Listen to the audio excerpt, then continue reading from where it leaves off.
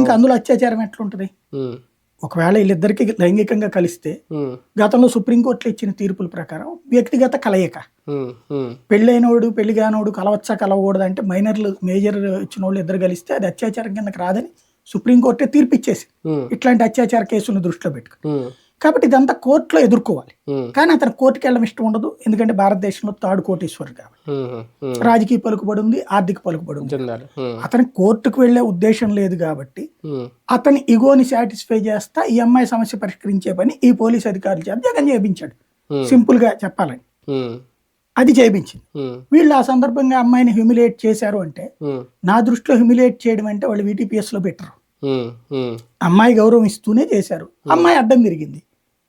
ఎందుకంటే మేబీ ఎక్కువ ఎక్స్పెక్టేషన్ ఉండొచ్చు జిందాల్ నుంచి. పెళ్లి చేసుకోమంటే అతనికి ఆల్రెడీ మనవాళ్ళు మనవరాళ్ళు ఉన్నవాడిని పెళ్లి చేసుకోమని ఎట్ట అడుగుతుంది? అప్పుడు ఈ అమ్మాయి తప్పే కదా. పోనీ అతని గురించి తెలియదా ఈ అమ్మాయికి? అతని పెళ్ళయిందని, పిల్లలు ఉన్నారని, మనవాళ్ళు మనవరాళ్ళు ఉన్నారని. 70 ఏళ్ల మనిషిని రేప్ కేసు అంటే అతను కలవలేదని నేను చెప్పా. లైంగికంగా కలిసింది అంటే ఈ అమ్మాయిది కూడా తప్పు ఉంటది కదా.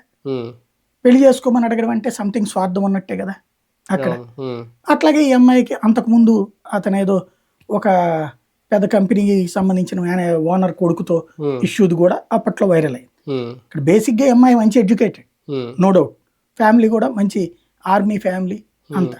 కాకపోతే అన్ని సక్రమంగా ఉన్నాయా అంటే అందులో ఉన్న లోటు ఈ పాయింట్ ఆఫ్ జిందాల్ మీద పెట్టినటువంటి కేసులో FIR ఆ కాపీలోనే అమ్మాయి ఇచ్చిన కంప్లైంట్ లోనే ఉంది మ్యారేజ్ అయినట్టు. ఇదే మ్యారేజ్ అని అడిగానని, అలాగే వాళ్ళ ఆఫీస్కి వెళ్ళానని ఇవన్నీ చెప్పుకొచ్చింది. వాటిట్లో జిందాల్ గనక కోర్టుకి వెళ్తే కేసు నిలబడదు.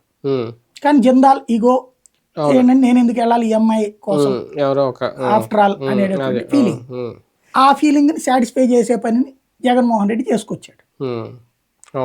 ఆ కారణంగానే ఇక్కడ జరిగినటువంటి ఇష్యూ. ఇప్పుడు వివేకానంద రెడ్డి కేసులో కూడా జగన్ గానీ అవినాష్ గానీ వీళ్ళు ఇరుక్కుంది అక్కడే. పోలీసు అధికారుల దగ్గర వీళ్ళు అసలు